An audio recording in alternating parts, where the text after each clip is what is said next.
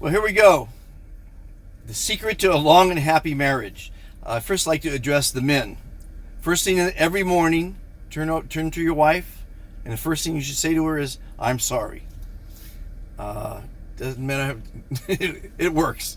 The second thing is, know that if you work too hard, your wife will divorce you and your kids will hate you, because that means you're never going to be there because you're working so damn hard. And you think that making a lot of money is the answer, and it's not. Come home for dinner. Be there for the kids' first softball game, the ballet recital. There's plenty of time after your kids are grown to make money. So be there for your kids. Be there for your wife, and that'll be a long marriage. Now, if you don't make enough money, your wife will divorce you and your kids will hate you, because that means you're bummed. You're not giving them things they want. So it's the Goldilocks zone. Work hard enough to support the family, but don't make too much money where you're going to break the family up. That's number one.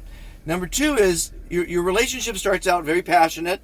You guys are dating, you're in love, you get married 2 years later. You're probably not making love 10 times a day like you started out with, and that's okay. Don't keep making love, obviously. Tell your partner you love them every day before going off to work. Tell your kids you love them. You don't have kids yet, and we'll get to that in a minute. But most importantly is be honest.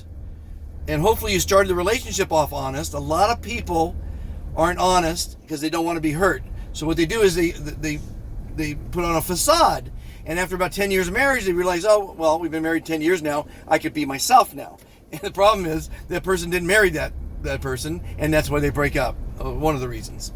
So be yourself. Love yourself. If you love yourself, people will love you for that. So that's a couple of quick things. There's lots of things that make a good marriage work. Distance is great. If one person lives on the East Coast, one on the West, that serves for a lot of passion. And a marriage will last a long time that way. And of course, these are generalizations. Don't take it to heart. I do tell a lot of people what they don't want to hear when I'm counseling people about marriage. A marriage counselor will never tell you it's over. If you have to go to a marriage counselor, pretty much it's on the rocks and it's a tough going. They will never tell you the marriage is over. I will tell you the truth if you give me all the facts. But it's you got to know that when you work a job, it's 8 to 5 typically.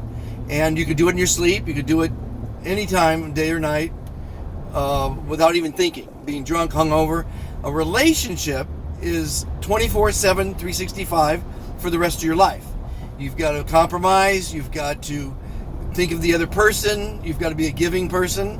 You've got to do a lot of compromise. And you're doing that job while you're doing the job that makes you money. So it's a lot of work. Relationships are a lot of work. People think it's just passion and it's joy and fun, but it's not that. It starts out really great like that, and then when it gets a little tough, people just get divorced because it's no more fun anymore. Well, you gotta that person's got to be someone that you could go the long road with, and it's not all about sex. Now, children. If you're gonna have children, be a parent. Don't have them as pets. Too many people have kids as pets. They're a great obligation, a humongous obligation for the rest of your life. Typically 18 years before they're on their own, but it's a 24/7, 365 obligation. Too many people have babysitters. They have a baby and 2 months later they're going back to work. Take a year off. Be a Mr. Mom. I was Mr. Mom for years. I loved it. There's nothing better than seeing your kids grow up. And they only grow up once, and then they're gone. So if you're going to have kids, you're going to sacrifice all those parties, the travel, a lot of things. It's worth it, but you can't be selfish. And being selfish is okay.